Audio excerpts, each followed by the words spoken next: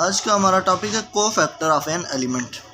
कोई भी एक मैट्रिक्स होगी, उसके किसी भी एलिमेंट का कोफैक्टर अगर हमें निकालने का कहा जाता है तो वो हमने कैसे फाइंड करना है, ये इस वीडियो में हमने देखना है।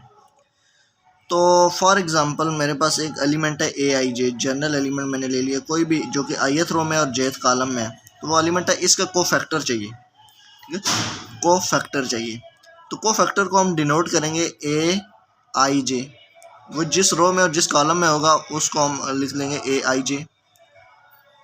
तो इसमें क्या होगा, ये होगा -1 की पावर आई प्लस जे। आई प्लस जे, आई का मतलब है जो रो जितनी रो में होगा वो लिखेंगे, प्लस जे जितने कॉलम में होगा वो लिखेंगे, और उसके साथ मल्टीप्लाई कर देंगे हम एम आई जे को। एम आई जे का मतलब हम माइनर की आप वीडियो देख लें, अगर नहीं देखी तो भी आपको यहाँ पे क्लियर हो जाएगा, मैं समझा दूंगा, लेकिन उसको देख लें तो आपको ज़्यादा चीज़ क्लियर हो जाएगी कि माइनर कैसे निकालते हैं। तो इसमें माइनर का हम यूज़ करेंगे। तो इस तरह से ये डेफिनेशन ये होती है, कोई भी एक एलिमेंट है ए आई जे, उसका हमें कोफैक्टर चाहिए तो उसको कैपिटल ए आई जे से लिख दें, इक्वल टू -1, ये हमेशा -1 ही रहेगा, और इसकी पावर आई प्लस जे, जो इधर लिखा होगा ना ये दो एलिमेंट, इनको प्लस कर लेना है आपस में, और एम आई जे, तो उसी एलिमेंट जो होगा उसका माइनर निकाल लेना। ठीक है, तो मैं एग्जांपल आपको सॉल्व करवाऊंगा, उसमें आपको ज़्यादा क्लियर होगा। ये एक मैट्रिक्स में ले लेता हूँ पहले, 1 -2 3 -2 3 1 4 -3 2, ये एक मैट्रिक्स ले ली। मुझे कहा जाता है, लेट्स सपोज कि आप भी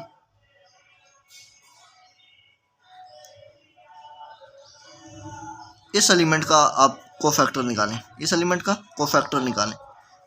ठीक है, कोफैक्टर ऑफ -2 निकालें, या यूँ भी मुझे कहा जा सकता है कि आप निकालें A12 का मतलब है जो फर्स्ट रो में हो और सेकंड कॉलम में हो, फर्स्ट रो और सेकंड कॉलम में यही एलिमेंट आता है। ठीक है, ये इस एलिमेंट का कोफैक्टर निकालें या A12 निकालें, ये भी मुझे कहा जा सकता है। और ये एक्चुअली इसको अगर हम इस तरह से देखें तो ये A12 है, जो कि फर्स्ट रो में और सेकंड कॉलम में है, तो इसको A12 हम कह सकते हैं। इन जनरल A12 है, ठीक है, फर्स्ट रो में है और सेकंड कॉलम में है। तो बहरहाल हमें यूँ कहा जा सकता है कि -2 का आप कोफैक्टर निकाल लें या A12 निकाल लें। तो A12 हम कैसे निकालेंगे, A12 को हमने निकालना है, इक्वल टू फार्मूला होता है -1, हमेशा आपने लिखना है। 1 2 है तो 1 + 2 कर दें, यहाँ पे 1 + 2, और उसके आगे आपने एम आई जे लिखना होता है, यानी कि माइनर फाइंड करना होता है, और इसी एलिमेंट का माइनर फाइंड करना होता है, जिसका कोफैक्टर फाइंड कर रहे हैं उसी का माइनर। तो -2 का माइनर कैसे होता है, माइनर का ये तरीका होता है कि -2 ये है ना, तो ये कौन सी रो में है, इस रो में है और इस कॉलम में, इन दोनों को बीच में से निकाल दें, इस रो को भी इस कॉलम को भी। पीछे बच जाता है -2 1 -2 1 4 2, ये डिटर्मिनेंट आ गया। अब इसको सॉल्व कर लें तो आपको कोफैक्टर आपको मिल जाएगा। ठीक है, मैं एक दफ़ा फिर इसको एक्सप्लेन कर देता हूँ कि -2 का कोफैक्टर निकालने का ये तरीका है कि आप इसको A12 लिख दें, क्योंकि ये फर्स्ट और सेकंड कॉलम में है, तो 1 2 मैंने इस वजह से लिख दिया।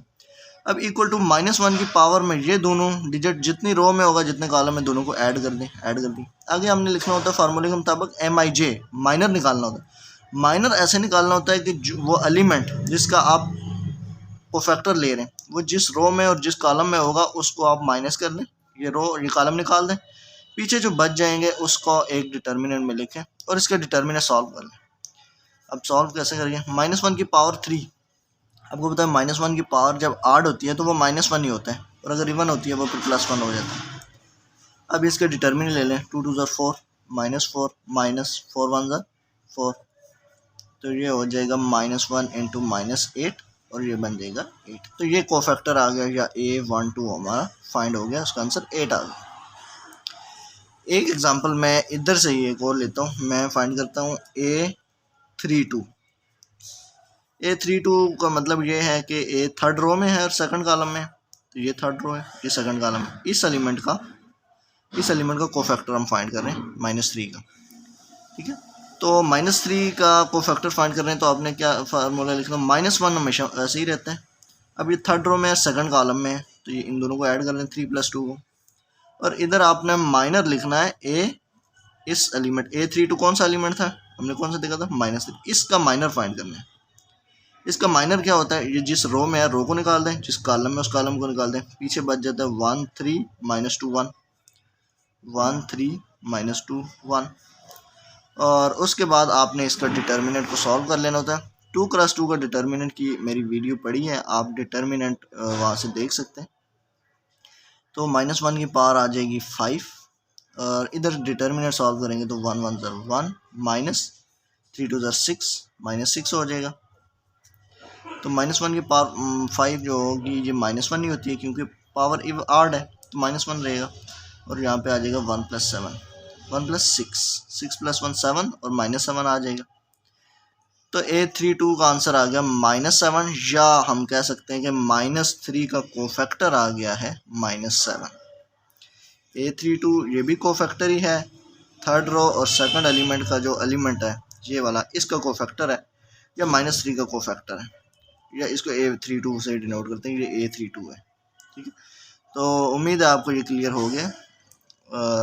इसके बाद अब ये जो कोफैक्टर था, कोफैक्टर ये एक्चुअली इसमें थोड़ा सा माइनर का भी यूज़ हुआ है, लेकिन अगर आपने माइनर नहीं देखा हो तो भी मैंने आपको बता दिया कि माइनर कैसे निकालते हैं, वो इधर ही क्लियर कर दी। वैसे उसकी अलग वीडियो पड़ी है, उसके ऊपर एग्जांपल भी सॉल्व हुई है, आप उसको देख सकते हैं, आपको वो ज़्यादा अच्छे से क्लियर हो जाएगा। और अभी ये दोनों चीज़ें डिटर्मिनेंट में आगे यूज़ होंगी। आगे डिटर्मिनेंट हम निकालेंगे 3 क्रॉस 3 मैट्रिक्स का या इससे अबव मैट्रिक्स जो ऑर्डर की मैट्रिक्स होती है उसमें कोफैक्टर काम आते हैं हमारे। लेकिन मैंने पिछली वीडियो में बताया था कि बाद वक्त हम नाम लगाए बगैर कि ये कोफैक्टर निकाल रहे हैं, हम यूँ ही सॉल्व कर लेते हैं, वो एक्चुअली कोफैक्टर ही उसमें निकाल रहे होते हैं, लेकिन बस वो हम डिटर्मिनेंट के एक मेथड हमने बनाया उसमें ही सॉल्व कर लेते हैं और हमें पता ही नहीं होता कि हम कोफैक्टर फाइंड कर रहे हैं, तो वो एक्चुअली कोफैक्टर ही फाइंड कर रहे होते हैं। तो बहरहाल ये तरीका आपने इसको जहन में रखना होता है और इस तरह से कोफैक्टर अगर सेपरेट क्वेश्चन आ जाता है कि आप कोफैक्टर निकालें तो फिर तो आपको ये याद रखना ही रखना है, इस तरह से सॉल्व करना है। तो उम्मीद है आपको क्लियर हो गया होगा और बहुत जल्द हम अगली वीडियो में डिटर्मिनेंट के टॉपिक के साथ वापस आएंगे। अल्लाह हाफिज़।